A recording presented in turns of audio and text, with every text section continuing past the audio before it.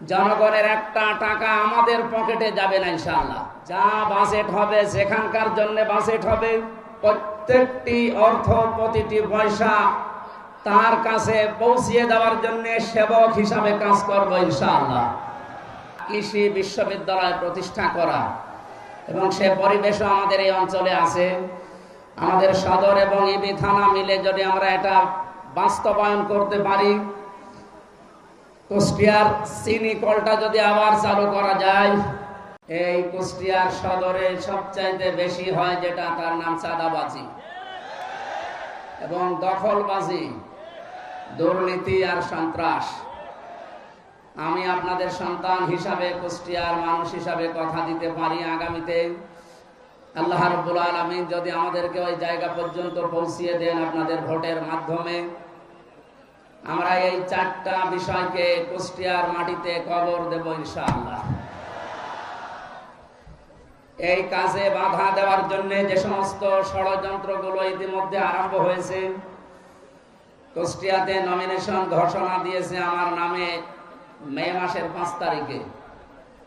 এরপর থেকে অনবরত আমার বিগত দিনের বক্তব্যগুলো কাটিং করে যারা জাতির সামনে আমাকে কালার করার জন্য দুর্বিসন্ধি করছেন, আমার বিশ্বাসে জাতি কোনো দুর্বিসন্ধি আপনাদের মেনে নেবে না ইনশাআল্লাহ। আগামীর কুষ্টিয়ার মানুষের দ্বারে দ্বারে, বাড়িতে বাড়িতে, ডোর টু ডোর আমি এই 6-7 মাস একাধারে এই যাবার পরে যেটা বুঝেছি, মানুষ এখন মুখিয়ে আছে ইনসাফের পথিক, দাড়ি পাল্লায় ভোট দেওয়ার জন্য। আমি আপনাদেরকে কথা দিতে পারি, আগামীতে কুষ্টিয়ার আপামর জনতা, বিশেষ করে বিভিন্ন শ্রেণী পেশার মানুষকে যারা বিশেষজ্ঞ, আল্লাহ পাক যদি আমাদেরকে কবুল করেন, এই মানুষগুলোকে সঙ্গে নিয়ে কুষ্টিয়ার উন্নয়নমূলক কিছু মহাপরিকল্পনা নেওয়ার উদ্যোগ আমরা অলরেডি করেছি এবং সেগুলো বাস্তবায়ন করব ইনশাআল্লাহ। আমার নিজের পরিকল্পনায় সবচেয়ে বড় বিষয়টা এসেছে, বাইরের দেশগুলোতে সফর করে আমি দেখেছি তারা নদী কেন্দ্রিক এলাকাগুলো, বিশেষ করে শহর যেগুলো নদীর পাশে, তারা এই শহরগুলোকে আল্লাহর একটা নিয়ামতে পরিণত করেছে। আমাদের কুষ্টিয়ার পাশে যেহেতু গড়াই নদী, আমরা চাই রানাখড়িয়া থেকে মেহেদিরুমি ব্রিজ পর্যন্ত এই যে বিশাল এলাকাটা, এখানে যদি টু লেনের রাস্তা এবং পর্যটন এলাকা গড়ে তোলা যায়, আমার মনে হয় কুষ্টিয়া দিন দিন একটা পর্যটন এলাকা হিসাবে খ্যাতি পাবে ইনশাআল্লাহ। দ্বিতীয় নম্বরে আমার পরিকল্পনায় আছে কুষ্টিয়াতে অনেক দিন ধরে আমাদের একটা আশা, কৃষি বিশ্ববিদ্যালয় প্রতিষ্ঠা করা এবং সে পরিবেশও আমাদের এই অঞ্চলে আছে। আমাদের সদর এবং ইবি থানা মিলে যদি আমরা এটা বাস্তবায়ন করতে পারি, কুষ্টিয়ার চিনি কলটা যদি আবার চালু করা যায়, মোহিনী মিল এবং চিনি কলে প্রায় 1100 বিঘার উপরে জায়গা সরকারি পড়ে আছে। এই জায়গাগুলোতে যদি এই কাজ নাও করা যায়, দেশি বিদেশি সংস্থার মাধ্যমে এখানে প্রায় 10 থেকে 11,000 মানুষের বৈধ কর্মসংস্থান তৈরি করা সম্ভব। আমরা আগামীতে আপনাদের সাথে নিয়ে এই কাজগুলোতে আঞ্জাম দিতে চাই। আপনারা যদি সাথে থাকেন, আমি আল্লাহর উপরে ভরসা করে বলতে পারি, এই পাবলিক লাইব্রেরি মাঠে কুষ্টিয়াতে কিছুদিন আগে ঘোষণা দিয়েছিলাম, জামাত ইসলামী বাংলাদেশের যেহেতু এই বদনামটা আগেও নেই, এখন নেই, ভবিষ্যতেও থাকবে না ইনশাআল্লাহ, জনগণের একটা টাকা আমাদের পকেটে যাবে না ইনশাআল্লাহ। যা বাজেট হবে, যেখানকার জন্য বাজেট হবে, প্রত্যেকটি অর্থ, প্রতিটি পয়সা তার কাছে পৌঁছিয়ে দেওয়ার জন্য সেবক হিসাবে কাজ করব ইনশাআল্লাহ। দ্বিতীয় নম্বর, যে ষড়যন্ত্রগুলো বিরোধী দলের বা অন্যান্য বন্ধুরা করছেন, আপনাদেরকে আমরা আহ্বান জানাই, রাজনৈতিক মোকাবেলা রাজনৈতিকভাবে করা দরকার।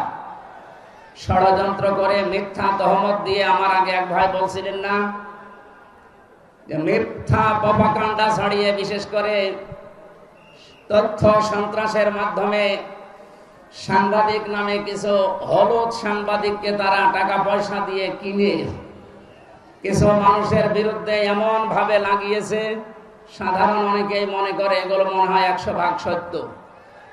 আমরা এই খোলা আকাশের নিচে দাঁড়িয়ে আপনাদেরকে দ্ব্যর্থহীন ভাষায় বলছি, আমার নামে যতগুলো কথা এ যাবৎ এই 6-7 মাসে তারা নিয়ে এসেছে, এর প্রতিটি লাইন, প্রতিটি অক্ষর মিথ্যা এবং বানোয়াট। 3টা বছর জালেমরা আমাকে জেলখানার অন্ধ প্রকোষ্ঠে, আয়না ঘর এবং ফাঁসির কন্ডেম সেলে খেয়ে না খেয়ে যে কষ্টের ভেতরে তারা রেখেছিল, প্রায় 700 পৃষ্ঠা আমার নামে তারা অভিযোগ দায়ের করেছিল সরকার আদালতের কাছে। আমি এই 700 পৃষ্ঠায় পরবর্তীতে পড়ে দেখি একটা লাইনের সাথে আমার এই 33 বছর জীবনের কোনো মিল নেই। এগুলোর সব কথা, সব লাইন, সব অক্ষর ওদের নিজেদের মন মতো বানানো এবং উদ্দেশ্য প্রণোদিত। আগামীতে এগুলো যারা করছেন, এখন যারা লিপ্ত আছেন, আপনাদেরকে আহ্বান জানাই, রাজনৈতিক মোকাবেলা, আদর্শের মোকাবেলা আদর্শ দিয়ে করতে হয়। আমরা জামাত ইসলামী বাংলাদেশে আদর্শ অলরেডি এই 84 বছরে বাংলাদেশের মানুষকে দেখিয়েছি, এখনো তার উপর প্রতিষ্ঠিত আছি, আগামীতেও থাকবো ইনশাআল্লাহ। প্রাণ প্রিয় কুষ্টিয়ার ভাই এবং বোনেরা, কোরআনে কারিমের যে আয়াত আমি তেলাওয়াত করেছি আপনাদের সামনে, সূরা ফুরকানের 74 নম্বর আয়াতের শেষের অংশ, আল্লাহর ঘোষণা, ওয়াজআলনা লিল মুত্তাকিনা ইমামা। আমরা সবাই মিলে নামাজে বা মোনাজাতে এই কথা আল্লাহকে বলি, রব্বুল আলামিন তুমি আমাদেরকে মুত্তাকিদের নেতা নিযুক্ত করো বা বানিয়ে দাও। আমার মনে হয় কুষ্টিয়া সহ বাংলাদেশে এবার সব যোগ্য এবং নির্ভীক নেতা নির্বাচনের সময় অলরেডি এসে গেছে। নির্বাচন ফেব্রুয়ারির 12 তারিখে। এবার যদি এই সিদ্ধান্ত নিতে আমরা ভুল করে ফেলি, আমার মনে হয় 17 বছর না 34 বছরও আমাদের ভাগ্যের চাকা আর খুলবে না।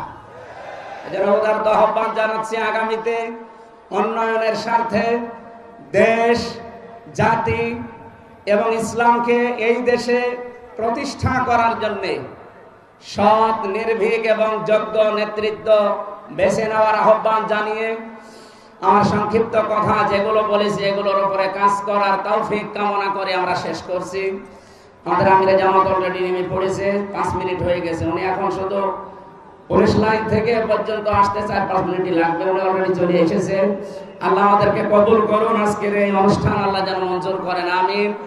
বারাকাল্লাহু লানা ওয়া লাকুম ফিল কোরআনিল আযীম। আসসালামু আলাইকুম ওয়া রাহমাতুল্লাহ।